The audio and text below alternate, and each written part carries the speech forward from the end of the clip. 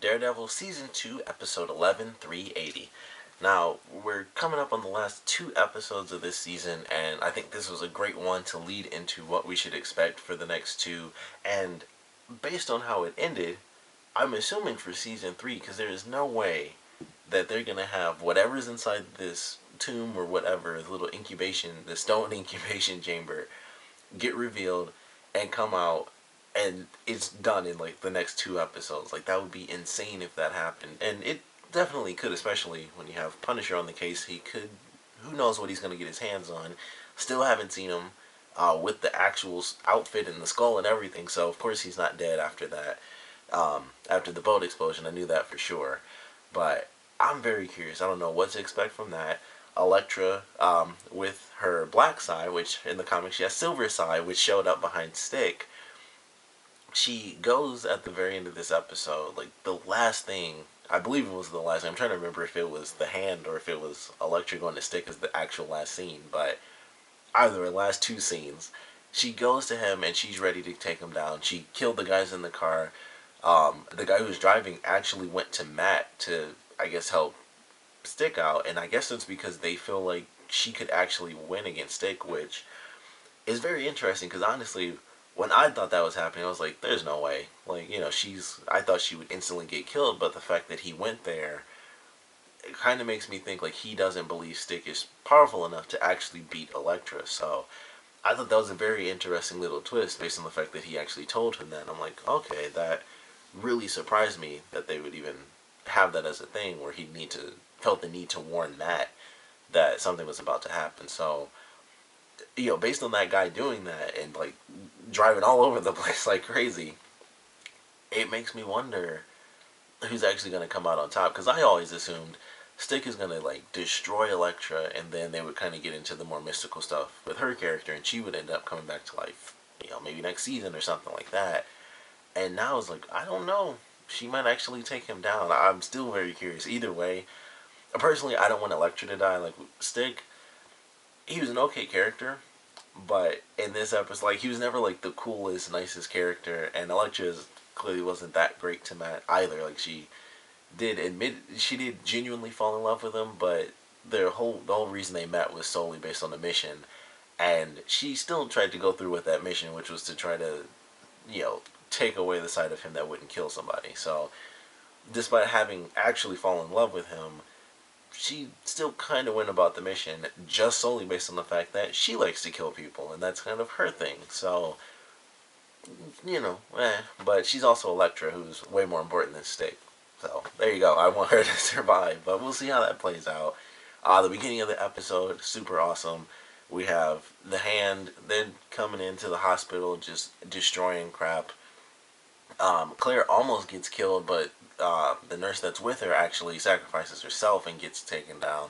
Fortunately, Matt comes in there and he beats up some ninjas. Claire was pretty awesome herself. She took out the one guy who's trying to come through the window. Had a very great scene where after she did that, the other ninja like threw her out of the window, and Matt had to jump out to save her. That was a really great scene. I was like, holy crap, that was actually really cool, because I thought, oh, he's gonna throw her out and she'll just grab the rope and be freaked out or something, but she missed the rope completely. I was like, nope, she's just falling, and he had to jump down and save her. So that was a really cool scene. And we find out that the ninja that Claire actually killed has died before, which makes perfect sense to us because we know about people not being, or people being able to come back from the dead. And based on what they showed, because as soon as they showed that, I knew it was an autopsy as well. And generally, when it's an autopsy, if there's something wrong, then they kind of, they kind of deal with that. And I think in some cases, they will, kind of prep you for being in the casket and everything. I think that's specifically the funeral home. So I don't know if they sew you up and then the funeral homes open you up again or how that works, but I'm pretty sure they just, take all organs out as you're dead already, and then you get sent to like the funeral home or whatever. So it's like the person who does the autopsy will take out those organs because you're not supposed to have rotting organs in you when you're dying, because gases will still get released and that junk will not smell great.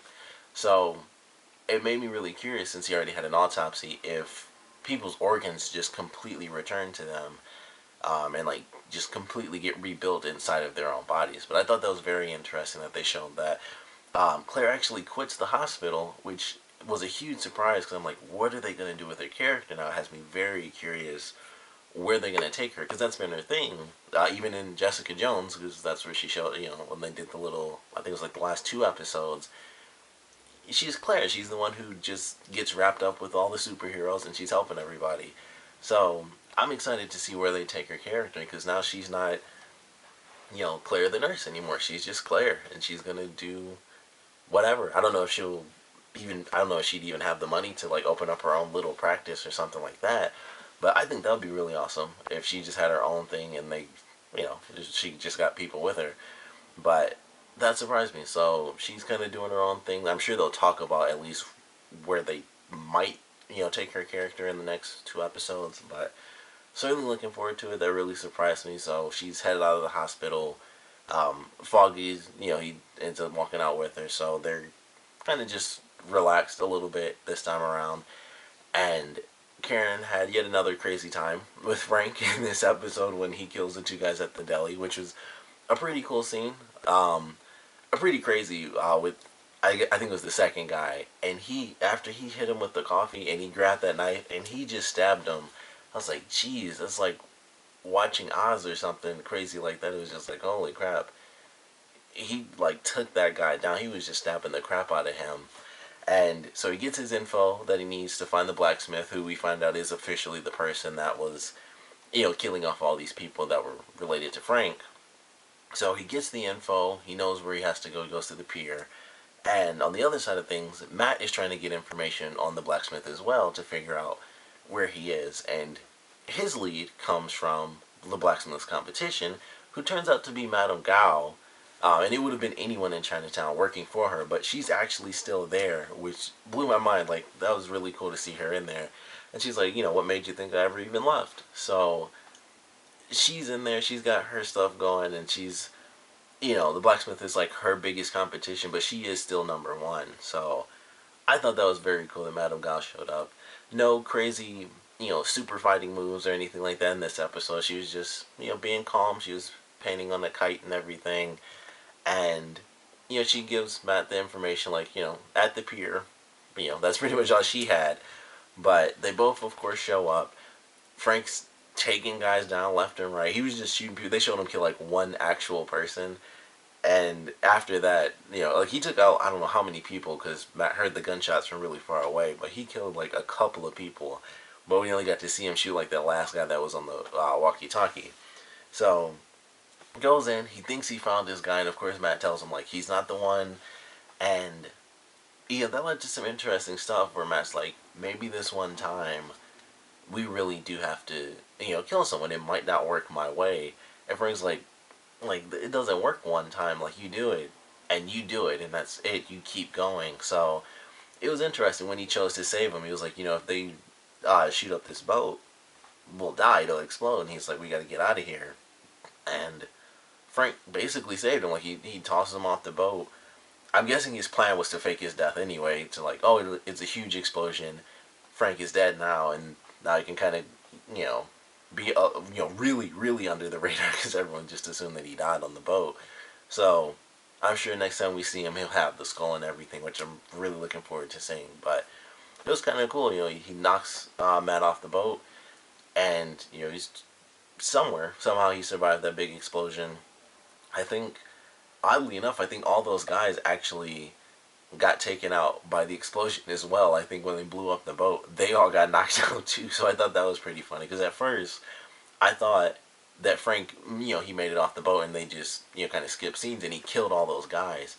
But the way they kind of talked about it was like, no, these guys kind of died from the explosion, or maybe those were just the other guys we didn't see him shoot. I'm guessing that would make way more sense, but it was a huge explosion. So there was a lot of stuff exploding. They could have been hit by all sorts of shrapnel and just killed, even though it was really wood shrapnel, not like metal slicing through people. But still good he killed somebody.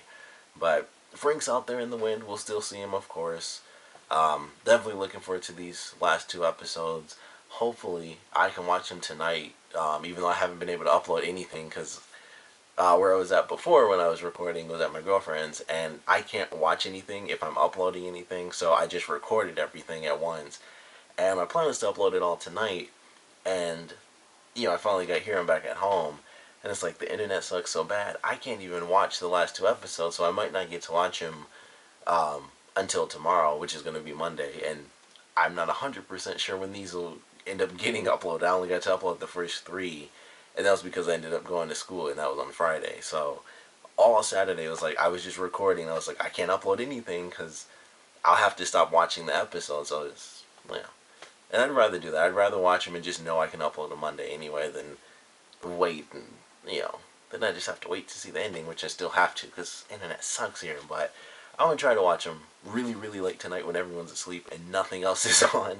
I might be able to watch them online, but for now I gotta just wait and sadly do stupid homework. But I'm definitely looking forward to these next two episodes. Really excited to see who wins this fight between Elektra and Stick.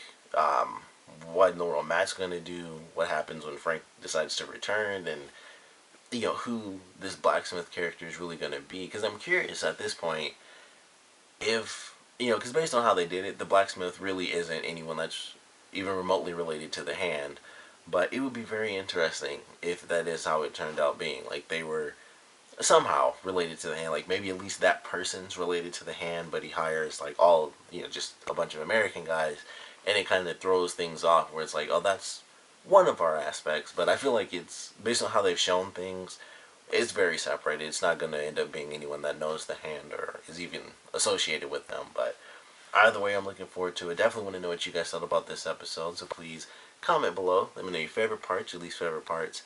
And I definitely want to know what do you guys think is going to happen with Frank during his return? Because he didn't get to the Blacksmith in this episode, but I think once he shows up, which I'm assuming will be the next episode, if not the final episode, he's going to find who the Blacksmith is. But I want to know what you guys think is going to happen once he gets there. Which would probably, if it is the finale, it'll be like, where they take his character, I think, once he either does or doesn't kill the Blacksmith. Because I'm also really curious if he will get there before Matt, and Matt won't be able to, kind of stop him this time. But I want to know your speculations, and of course, what you guys thought about this episode in general. So please comment below, let me know, and thanks for watching.